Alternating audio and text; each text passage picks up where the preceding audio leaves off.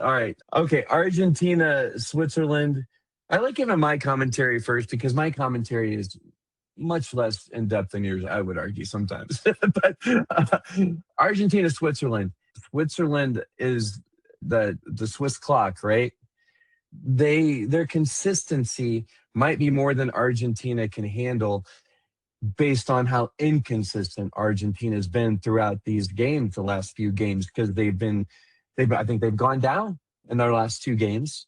They were in danger, I thought, for in both. I thought the second time they went down in this last match, I thought for sure, okay, they came back in the last game and won, but there's no way they're going to come back against Egypt and win that game. And let's hold the VAR conversation. So Correct. after we talk about these two games, then I want to talk about the VAR on this and a couple other VAR thoughts that I have. But geez, Argentina came back and beat Egypt. I do feel like that VAR call was a big deal because Egypt would have been at what 3-0 or 3-1 at that point. 3-0. 3-0, and that breaks. Yep, there's a saying in soccer we all know: leading 2-0 is the most dangerous score in soccer.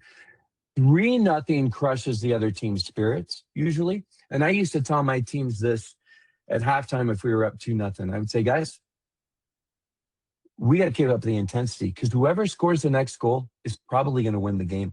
Yeah. We're up 2-0, and if we go down, if it's 2-1, now the other team, guess what? Our halftime speech worked. We've got the momentum. But you score that next goal in the second half and go up 3-0. The other team's, damn it. We thought we had a plan for turning this around. And now we're climbing this mountain confidently.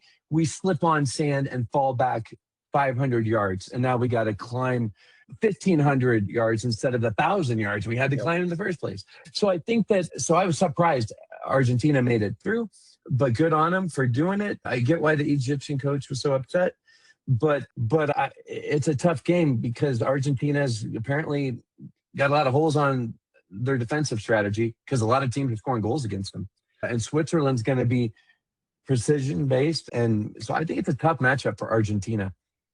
Me too. I think I agree. It shows that Argentina's old. They're using the same team as they did last World Cup pretty much. Shows that they're old. And guess what? In order to win the World Cup, they have to win 3 more games in about 10 days. Whoo, man, that's tough. And there's human error also where perhaps they should be out of the World Cup, perhaps. But let's be honest. Let's give Neymar a penalty kick goal on his way out of World Cup history, whatever. Let's give him a penalty kick goal. Well, Brazil, here, score your first penalty kick. You don't need a late one for Neymar or whatever. I don't want to be the guy who red cards Messi. Messi should have been red carded. Second game of the tournament or whatever. Should have been red carded. He wasn't. Could they go back and look at it and give him a red card later after the game? Because that's what happened with Balogun. He was unjustly red carded and it was taken away. Messi wasn't justly red carded and it was never given. So there's these personal things. You know what? If they do it right, it's 3-0 Egypt and the game is over. You know what I mean? And